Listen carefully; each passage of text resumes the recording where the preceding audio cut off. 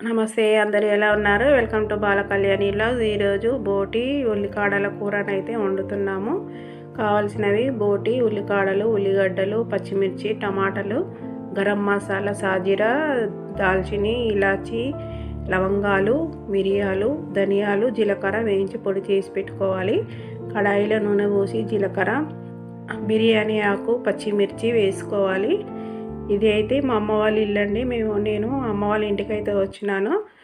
మా తమ్ముడు బోటి అయితే తీసుకొచ్చిండు. నేను మా మరదలు కలిసి ఇద్దరం కలిసి అయితే వండాము ఈ కూర. పచ్చిమిర్చి వేగాయి, అందులోనే ఉల్లిగడ్డలు వేసుకోవాలి. వేసుకున్న తర్వాత ఉల్లిగడ్డలు ఎర్రగా దొరగా వేయించుకోవాలి. ఉల్లిగడ్డలు మగ్గడానికి కొంచెం ఉప్పు అయితే వేసుకోవాలి. అందులో ఎర్రగా మంచిగా తొందరగా మగ్గుతాయి ఉల్లిగడ్డలు. మగ్గిన తర్వాత అందులో ఉల్లికాడలు వేసుకొని మెత్తగా ఉడికించుకోవాలి నూనెలోనే. ఇలా కలుపుకొని మూత పెట్టి మెత్తగా ఉడికించుకోవాలి. ఉల్లికాడలు ఉడికిపోయాయి. అందులోనే బోటి వేసి మూత పెట్టేస్తే వాటర్ ఊరుతుంది. అందులోనే ఆ వాటర్తోని కొద్దిసేపు నూనెలోనే ఉడికించుకోవాలి. అలా ఉడికిన తర్వాత అల్లం వెల్లుల్లి పేస్టు, పసుపు వేసి బాగా కలుపుకోవాలి.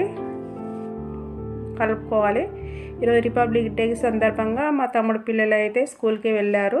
వాళ్ళు వచ్చేసరికి రెడీ చేసి పెట్టాము ఇద్దరం కలిసి. ఇలా కలుపుకున్న తర్వాత కారము, ఉప్పు వేసుకొని కలుపుకోవాలి. ఉప్పు కూడా తగినంత వేసుకోవాలి అందులో. ఈరోజు అయితే మేము చాలా ఎంజాయ్ చేసామండి. అమ్మ వాళ్ళ ఇంటికాడ అయితే వెళ్ళినప్పుడల్లా ఇలానే ఏదో ఒకటి తెస్తూనే ఉంటాడు మా తమ్ముడు. మేము అందరం కలిసి వండుకొని ఎంజాయ్ చేస్తాము. వాడైతే టమాటాలు వేసుకొని,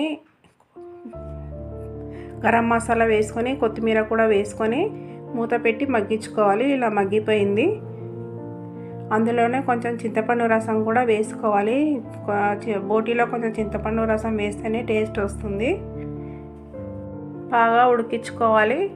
ఇలా బగార్ రైస్, బోటీ కూర అయితే రెడీ అయింది. మేమందరం కలిసి తిని ఎంజాయ్ చేసాము. నా వీడియో నచ్చితే లైక్ చేయండి, షేర్ చేయండి, సబ్స్క్రైబ్ చేయండి.